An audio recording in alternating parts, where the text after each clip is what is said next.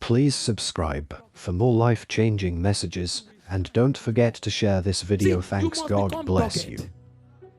If you will shine in this world, you must become rugged. If you will beam the light of God in this world, there are too many people compromising. See, if you don't have the Martyr'S spirit, they will intimidate you. They will come and threaten you. They will shake you. They will trouble you so that you will fidget. When they finish talking, stand up and say, do your worst. On this matter, I won't be careful. When I receive my commissioning letter, I also receive my death letter. I'm willing to die for it. I won't beg you if it has to do with Jesus. And I will never compromise. If you like, demote me on the job. If you like, send me to a village. I will be there enjoying God. Because this world is not my home. We are pilgrims on the face of the earth. We are going to a place that is beyond the star. That is where our true enjoyment is. And so you will not use anything in time to intimidate me. In Daniel chapter 3 verse 16, when they called the 3 Hebrew boys, these were supposed to be princes in Babylon. If it is the gospel they are preaching today, all they will know how to do is diplomacy, how to interact with the king and keep their position. That's what they teach in church today. We teach principles of craftiness, treachery. Relationships are not even real anymore because people are taught how to greet you. Somebody will write a letter or write you a message, and there are some who are genuine. I'm not being pessimistic, but even the things they write, they are taught to write so. God's servant, I just want you to know that I love you.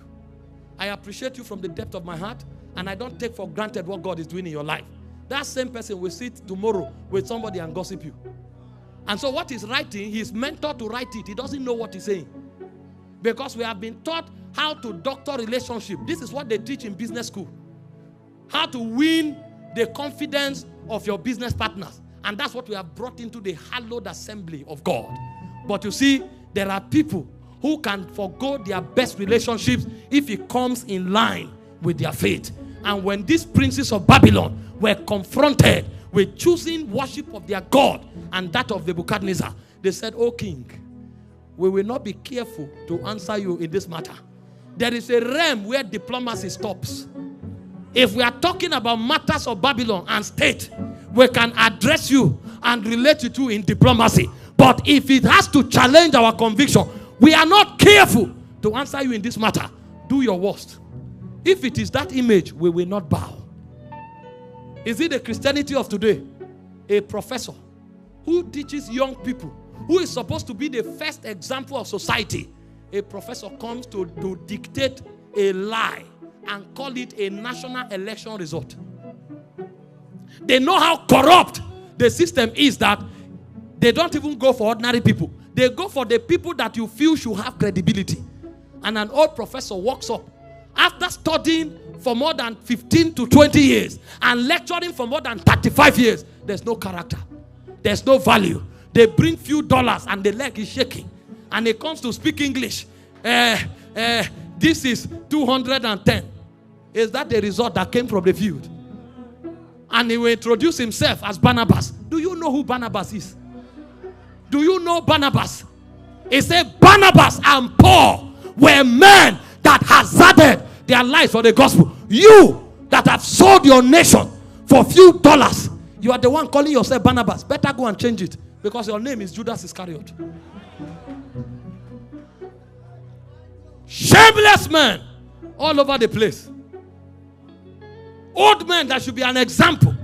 According to patterns of scripture, Paul said the older men are supposed to teach us values.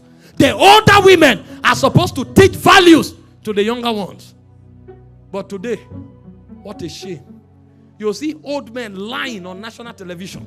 And when you ask them what is their name, they say their name is Paul. You are Paul? You, Paul? Do you know who Paul is? Do you know who Paul? You don't have a name. That's what you don't know. You don't have a nomenclature in the spirit. Because there is something about the order of Paul. Paul. There is something they carry. You say you are Enoch. Do you know who Enoch is? You are Daniel. Oh no. Maybe you don't know the meaning of names. If you go back to that tribe, they will reject you. Because you are a shame to that order. But these things happen when there are no witnesses. Paul was speaking. And he said, I die daily. I die daily. Because there are times when I forgo friends. There are times when I forgo businesses. There are times when I forgo opportunities. There are times when I forgo the things that should add value to my life for the sake of this gospel.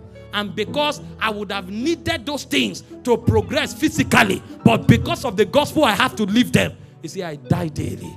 I die daily. If you study Hebrews chapter 11 from verse 35, it said widows received their dead back to life, and they entered the main business. It says some of them endured cruel mocking. And it said they were sawn asunder. It said they rejected deliverance that they may have a better resurrection. What do they know? What were they taught? What is the motivation of their own kind of Christianity? Because they know what it means to stand and say Jesus is Lord. For them, it's not a language. For them, it's a reality. And they will give everything to defend it. I've told you again and again, when Peter was to be crucified, he didn't say, wait, I want to write a letter to my wife. There was no time. All the letters they wrote were to churches. They were overwhelmed by this truth. Overwhelmed that you have to remind them of their personal things. Peter was married with children. But Peter was more passionate about the church in Galatia, about the church in Cappadocia. Those were the burdens of his spirit. And when they wanted to crucify him, he said, please, when you crucify me, don't face me up. I'm not worthy to be faced up. He said, turn me upside down. I can't be the way my master was. What did this man know? And this is not what apostles should do. This is what every believer should do. Because in the early church, they were numerous. When you start reading church history, you will hardly find birthdays. Nobody cares how you were born. They were interested how you left. And so all you will see are death days. This is when this one died. This is how he died. This is when this one died. This is how he died. We celebrate birthday every year. And our life counts for nothing. Because there's nothing we are standing for. And if we have to die, we will die for it. So poor that it is said now that everybody has a price. God forbid, not me.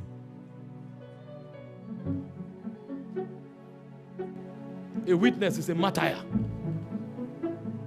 A witness may not be an apostle. He may not be a prophet. But every witness is a martyr. Paul was speaking. He said, what shall separate us from the love of God? The guy came to a point where he was troubleshooting himself. Is there anything on earth that is so precious? He said, is it trial? Is it death? Is it height? Is it depth?